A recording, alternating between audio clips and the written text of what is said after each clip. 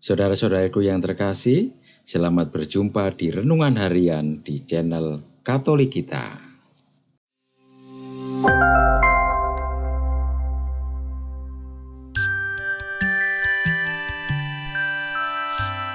Hari ini, Jumat 7 April 2023, Hari Raya Jumat Agung. Bacaan diambil dari Injil Yohanes bab 18 ayat 1 sampai dengan bab 19 ayat 42.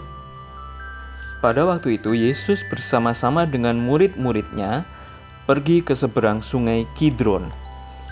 Di situ ada suatu taman dan ia masuk ke taman itu bersama-sama dengan murid-muridnya. Yudas yang mengkhianati Yesus tahu juga tempat itu, karena Yesus sering berkumpul di situ dengan murid-muridnya.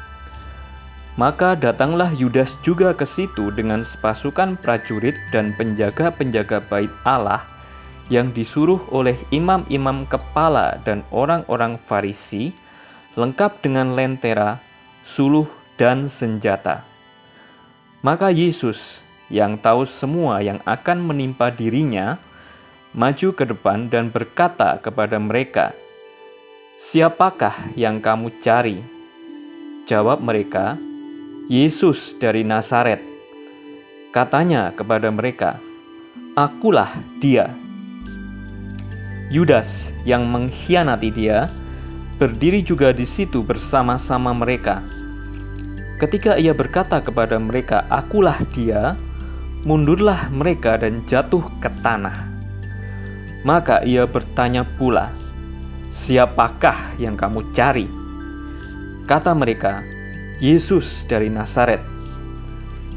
Jawab Yesus, "Telah kukatakan kepadamu, akulah dia. Jika aku yang kamu cari, biarkanlah mereka ini pergi."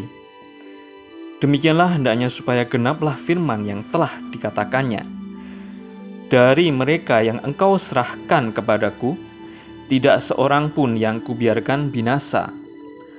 Lalu Simon Petrus yang membawa pedang, menghunus pedang itu, meletakkannya kepada hamba imam besar dan memutuskan telinga kanannya.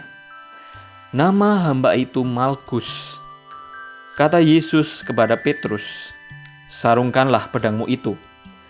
Bukankah aku harus minum cawan yang diberikan Bapa kepadaku?" Maka pasukan prajurit serta perwiranya dan penjaga-penjaga yang disuruh orang Yahudi itu menangkap Yesus dan membelenggu dia. Lalu mereka membawanya mula-mula kepada Hanas, karena Hanas adalah mertua Kayafas, yang pada tahun itu menjadi imam besar. Dan Kayafaslah yang telah menasihatkan orang-orang Yahudi, adalah lebih berguna jika satu orang mati untuk seluruh bangsa. Simon Petrus dan seorang murid lain mengikuti Yesus. Murid itu mengenal imam besar, dan ia masuk bersama-sama dengan Yesus ke halaman istana imam besar. Tetapi Petrus tinggal di luar dekat pintu. Maka murid lain tadi yang mengenal imam besar kembali keluar, bercakap-cakap dengan perempuan penjaga pintu, lalu membawa Petrus masuk. Maka kata hamba perempuan penjaga pintu kepada Petrus, "Bukankah engkau juga murid orang itu?" Jawab Petrus, "Bukan." Sementara itu hamba-hamba dan penjaga-penjaga bait Allah telah memasang api arang, sebab hawa dingin waktu itu, dan mereka berdiri berdiam di situ. Juga Petrus berdiri berdiam bersama-sama dengan mereka. Maka mulailah imam besar menanyai Yesus tentang murid-muridnya dan tentang ajarannya. Jawab Yesus kepadanya, "Aku berbicara terus terang kepada dunia. Aku selalu mengajar di rumah-rumah ibadat dan di bait Allah, tempat semua orang Yahudi berkumpul. Aku tidak pernah berbicara sembunyi-sembunyi. Mengapakah engkau menanyai aku? Tanyailah mereka yang telah mendengar apa yang kukatakan kepada mereka. Sungguh mereka tahu apa yang telah kukatakan." Ketika ia mengatakan hal itu, seorang penjaga yang berdiri di situ menampar mukanya sambil berkata, "Begitukah jawabmu kepada imam besar?" Jawab Yesus kepadanya, "Jikalau kataku itu salah, tunjukkanlah salahnya. Tetapi jikalau kataku itu benar, mengapakah engkau menampar aku?" Maka Hanas mengirim dia terbelenggu kepada Kayafas, imam besar itu. Simon Petrus masih berdiri berdiam. Kata orang-orang di situ kepadanya, "Bukankah engkau juga seorang muridnya?" Ia menyangkalnya, katanya, "Bukan." Kata seorang hamba imam besar, seorang keluarga dari hamba yang telinganya dipotong Petrus, "Bukankah engkau kulihat di taman itu bersama-sama dengan dia?" Maka Petrus menyangkalnya pula, dan ketika itu berkokoklah ayam. Maka mereka membawa Yesus dari Kayafas ke gedung pengadilan. Ketika itu hari masih pagi. Mereka sendiri tidak masuk ke gedung pengadilan itu supaya jangan menajiskan diri, sebab mereka hendak makan Paskah. Sebab itu Pilatus keluar mendapatkan mereka dan berkata, "Apakah tuduhan kamu terhadap orang ini?" Jawab mereka kepadanya, "Jikalau ia bukan seorang penjahat, kami tidak menyerahkannya kepadamu." Kata Pilatus kepada mereka, "Ambillah dia dan hakimilah dia menurut hukum Tauratmu." Kata orang-orang Yahudi itu, "Kami tidak diperbolehkan membunuh seseorang."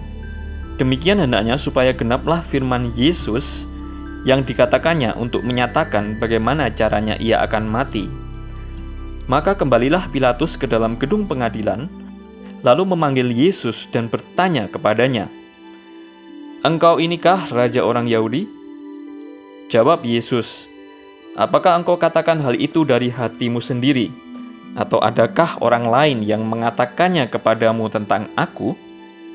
Kata Pilatus, "Apakah aku seorang Yahudi? Bangsamu sendiri dan imam-imam kepala yang telah menyerahkan engkau kepadaku. Apakah yang telah engkau perbuat?" Jawab Yesus, "Kerajaanku bukan dari dunia ini.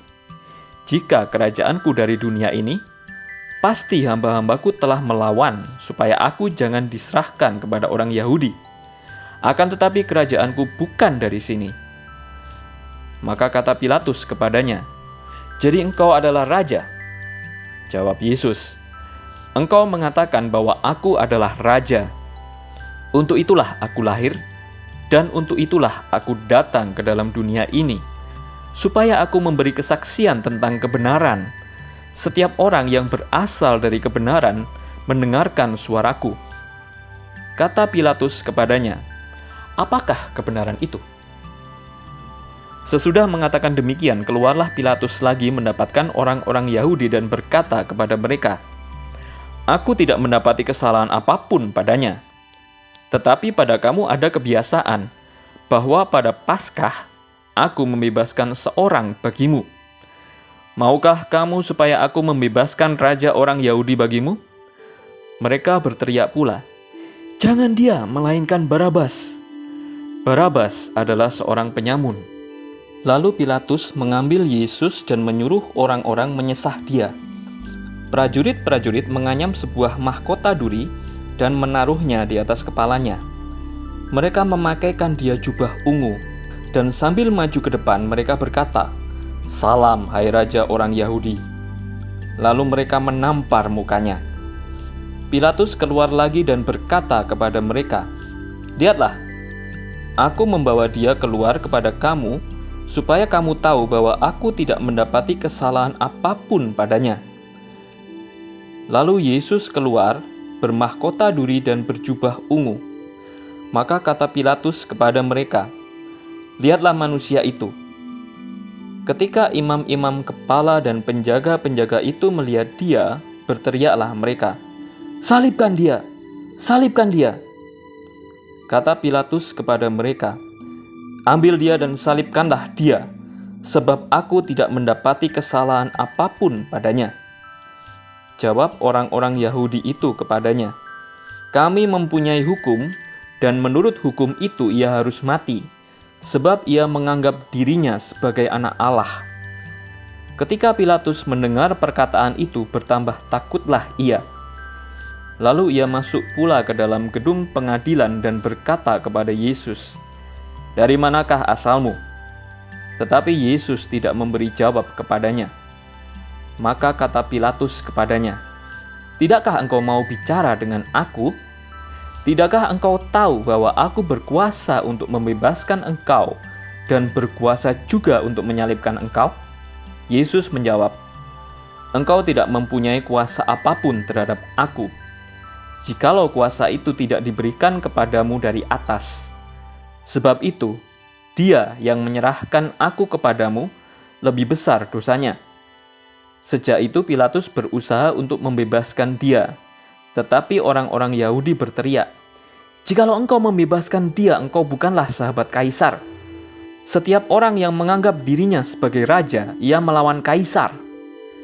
Ketika Pilatus mendengar perkataan itu, ia menyuruh membawa Yesus keluar, dan ia duduk di kursi pengadilan, di tempat yang bernama Litos Trotos, dalam bahasa Ibrani Gabata. Hari itu ialah hari persiapan Paskah kira-kira jam 12. Kata Pilatus kepada orang-orang Yahudi itu, "Inilah rajamu."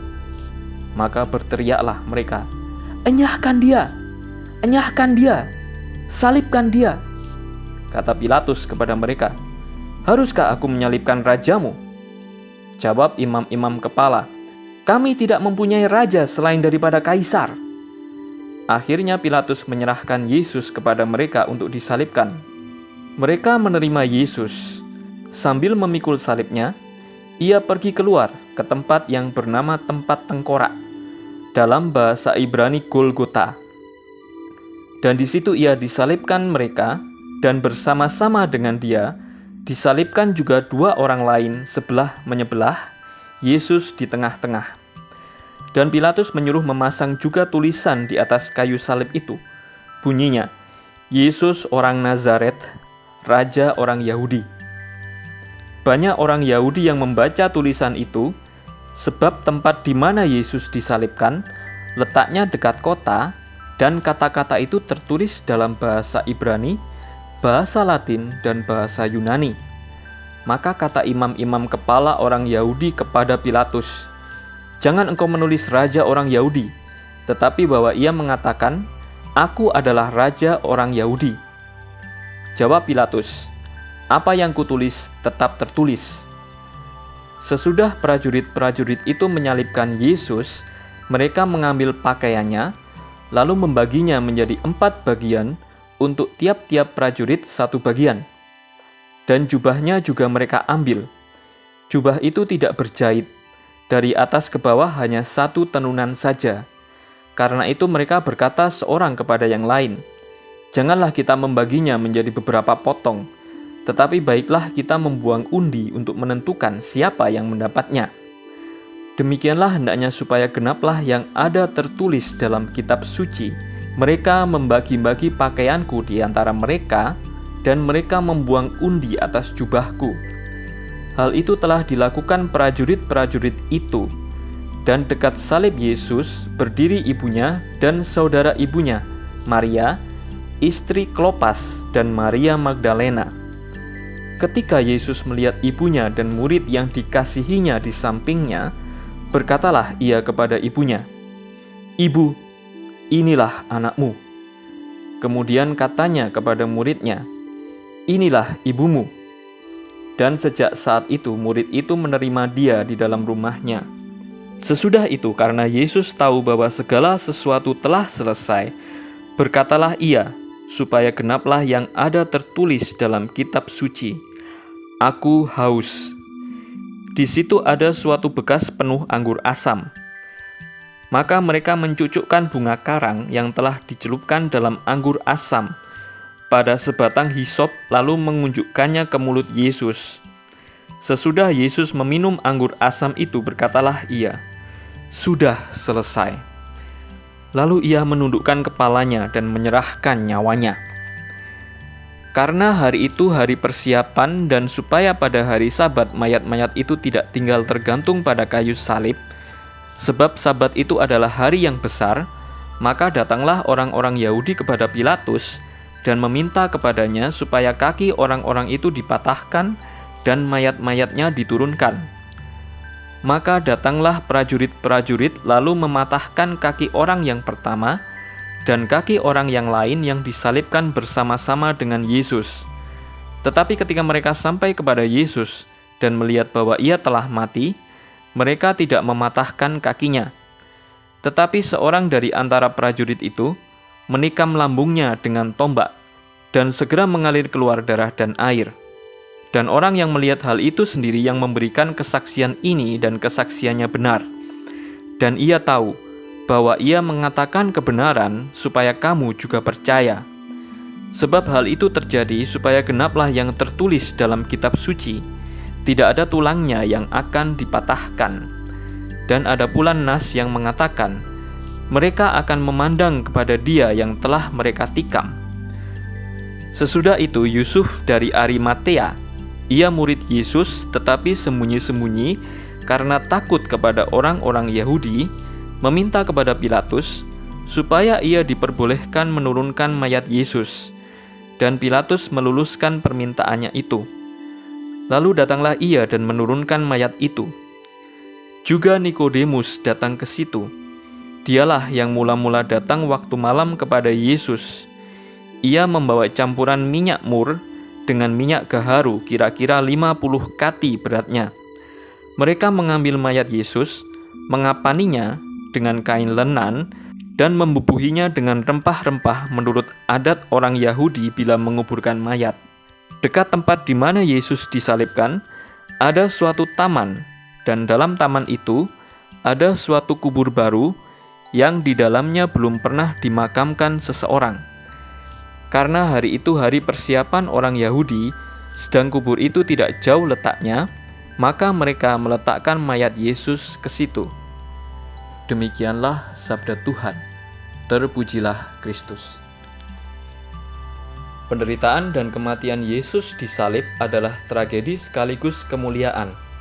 Itulah yang kita kenangkan dalam hari Jumat Agung. Seperti hamba Yahweh yang dinubuatkan Nabi Yesaya, Yesus harus menanggung kejahatan dan kesalahan banyak orang, menyerahkan nyawanya ke dalam maut, dan dianggap sebagai pemberontak. Sesuai dengan Yesaya bab 53 ayat 12. Yesus yang selama hidupnya melayani dan menebarkan kebaikan bagi sesamanya, tetapi wafat disalib seperti kriminal, adalah sebuah tragedi yang menyayat hati. Yesus menerima tragedi ini karena percaya kehendak Bapanya akan terlaksana dalam sikap penyerahan dirinya. Bandingkan dengan Yesaya bab 53 ayat 10. Namun di balik tragedi ini terungkap pula kemuliaan Yesus. Kemuliaannya nyata dalam sikap taat dan rendah hati.